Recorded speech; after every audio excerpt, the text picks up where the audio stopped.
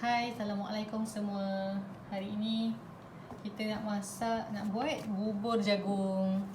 Jadi kita perlukan jagung ya. Kita guna jagung tongkol ni, bukan jagung tin. Kemudian kita perlukan sagu, santan, gula dan garam. Okey, jom kita. Mak suruh cerita, mak kata mak dah beli 3 ya mak. Mak beli 3 batang tongkol jagung.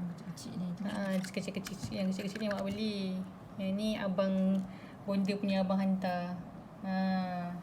Mak suruhlah cerita-cerita sikit kalau tidak macam dry sangat kan. Tu jagung yang 2 tu abang jagung yang 2 biji ni abang Uzai bagi mak sebab dia kata banyak kat rumahnya, dia beli banyak daripada orang jual tu. Sebab orang tu kata dia tengah susah sebab PKP semua ni kan, tak ada kerja, dia jual jagung. Jadi dia minta lah tolong belikan banyak jagung tu supaya dia dapat bantu dia. Jadi abang pun boronglah jagung tu. Sebab nanti kita buka tangan kita kan, jadi kita potong tu berlapis-lapis, jangan dibuat tebal sekali. Sebab tak sedap nanti kita punya jagung tu tebal sangat ni. Jadi ini dia lebih mesra dengan kuah je nanti. Lepas tu kita pusingkan sikit-sikit. Buat sampai habis ya. Ini memang original lah jagung kita ni ya. Kalau kita pakai lamtin tu senang aja, kita tuangkan aja. Sekejap dia dah siap. Tapi tak original ya, dah banyak apa ni, tak tahulah kalau dah dia nak bagi bahan pengawet semua kan. Ini kerja lebih sikit, tapi kita makan benda yang selamat, yang tidak ada bahan kimia. Okey. Macam cara orang lama buat kerja ni. Jadi inilah dia. Kita potong jagung tadi, kita buat tertebal. Hati-hati supaya kita tidak kena pisau. Buka ya. Kita buka pula. Kita terus gunakan periuk yang besar ni sebab dia nak masak di sini pun senang kita. Potongnya. Dia sampailah ke orang kata dia punya cob ni ya. Corn cob ni ataupun dia punya tempurung ni. Tapi janganlah kita potong banyak sangat, nanti dia akan jadi very fibrous kan. Sedap. Dekat yang boleh lah. Lepas tu kita keruk dengan ni supaya kita dapat krim-krim jagung tu. Keluarkan air-air. Keluarkan air jagung tu. Krim-krim dia terlekat dekat pop tu kan. Kalau kita terus buang, tak dapatlah krim-krim dia tu. Okay. Santan untuk buat bubur jagung tadi kan. Jadi kita ni buat cara lama lah, cara original. Santan yang diperah daripada santan parut ya, yang kita beli.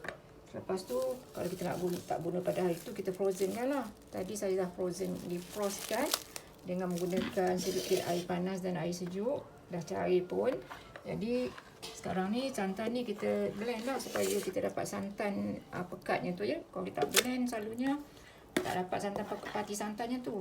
Kalau orang dulu memang dia terus parut ya, terus kukur ke, dia terus perahkan santan tu. Jadi santannya keluar sebab dia tak di-frozen kan. Sebab ni dah di-frozen, kita kena blendkan dulu. Dan bila kita nak perah nanti, santannya mudah nak keluar ya. Jadi kita buburkan dalam blender, masukkan air secukupnya ya. Jangan banyak sangat airnya sebab kita nak pati dia. Sebab kita nak pati santan. Nanti kalau dah cair sangat nanti bubur kita dah tak lemak ya. Kita pusing sikit dulu airnya. Kalau tak cukup kita tambah lagi. Okey, kita blend sekarang. Okey, agak dah hancur semua kelapa tadi ya. Kita pun ambil tapis santan ya, kita masukkan ke dalam tapis santan dan kita kena mula memerahnya lah. Pastikan tangan semua dah bersih. Kita boleh perah. Ini kerjanya memang lambat sikit, tapi kita dah pasti tak ada bahan kimia, bahan pengawet dalam santan kita ya. Bila kita buat secara manual macam ni. Okay, kita masukkan balik dalam blender kita sebab mungkin kita nak ambil bahagian yang cairnya tu untuk merebus peringkat awal merebus jagung tadi ya. Okey. Sekejap lagi dah siap, kita tengok lagi ya. Jadi dah akhirlah kita perah pati santan tadi ya. Tengok di bawah tu dah santannya dah banyak pekat ikat. Wangi bau dia ya, bau fresh. Okey, sikit lagi. Jadi ni sudah kita cukup lah untuk kita jadikan dia kuah kepada ataupun susah pula ya. Mak ni boleh guna balik ke? Yang ini ampas kelapa yang pertama kita dah kita blend sekali lagi dengan air suam supaya kita dapat perahan yang kedua tu yang kita guna untuk merebus jagung tadi ya. Okey. Ni tengok santannya ya, dah siap pati santannya. Yang ini kita akan blend sekali lagi. Saya akan bubuh sedikit air suam lah supaya semua santan-santan akan keluar.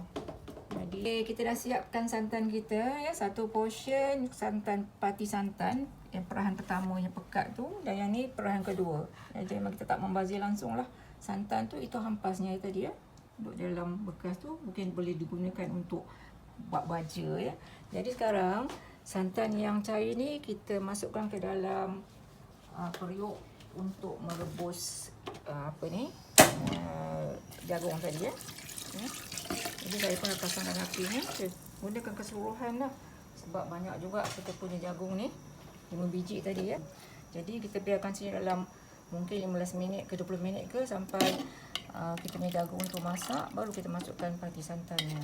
Okey, sementara itu kita akan merendam dalam 100 hingga 200 gram sagu yang saya beli ada kedai rum dekat rumah ni juga kampung ni ya, kedai orang Melayu kan. Jadi kita sambil bantulah ekonomi tempatan. Okey, kita buka dan kita masukkan dalam mangkuk dan kita rendam supaya dia kembang.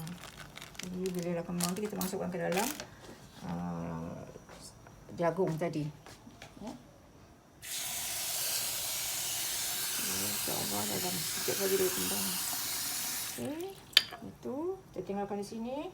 Sekejap lagi kita akan toastkan dia dan masukkan ke dalam periuk jagung yang akan mesra ya. Okey. Mesti kat dulu tunggu ni. Dah mendidih pun ya, jagung ni pun dah hampir masak ya, dan kita ada daun pandan kat sini ya, 2 daun pandan yang saya dah potong tengahnya dan kita ikat ya, supaya dia tidak senang nak keluarkan nanti. Jadi dia dah sudah, dia dah boiling sini, baru kita masukkan santan pekat ya, santan pekat tadi yang kita ikat sikit. Dia apa tadi, kelapa ya. Nanti pekatnya. Kita tunggu dia boiling sekali lagi. Kita boleh masukkan. Kita tunggu dia boiling lagi. Oh dia juga jangan lupa ya, kita kena buat gula. Gula ni kita agak-agak lah, biasanya dalam 1 sendok hingga 2 sendok lah begitu. Kalau yang ada kencing manis ke tu mungkin tak payah terus bubuh langsung lah. Tapi kalau saya ni untuk yang makan untuk saya umum ni, kita biar manis sikit lah kan. Lebih kurang 2 sendok dan sedikit garam untuk kita naikkan rasa lemak dia. Okey, kat sini kita ada garam dia. Garam kat rumah ni saya suka pakai garam kasar sebab dia kurang kimia dia kan. Okay. Dia kurang ya, 1 sudu lah begitu kot ya. Saya rasa sikit lagi sebab banyak ya kita punya jagung ni. Okey. Itu. Jadi harap-harap naik dah rasa dia, lemak dia. Tapi apapun, sebelum kita angkat kita rasa dulu. Kalau kurang gula kita tambahkan gulanya, kalau kurang garam tambahkan garam. Tapi garam tu cuma sikit saja sebab kita nak naikkan rasa lemak santan tu ya. Itulah secret tu, kita buah sedikit garam Okey. Tunggu dia boiling ya, mendidih, baru kita masukkan sagunya tadi. Okey. Impuskan tak lagi.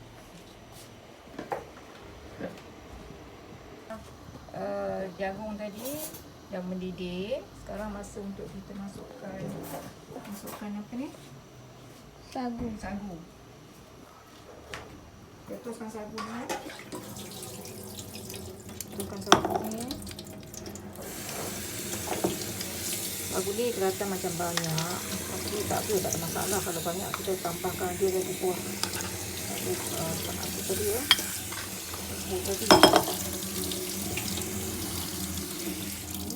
Kita teruskan, kita siram air sikit supaya kalau ada apa-apa kekurangan tu semuanya dah keluar lah. Sekarang masa untuk kita masukkan dia ke dalam ingat kita ya. Tak apa, first. Ini kita beri semua ya.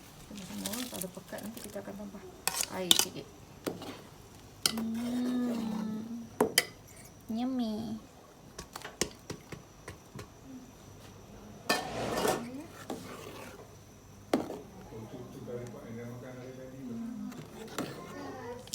Nampaknya just nice saja dia punya portion sagu tadi kan. Tak pekat sangat dan tak cair sangat.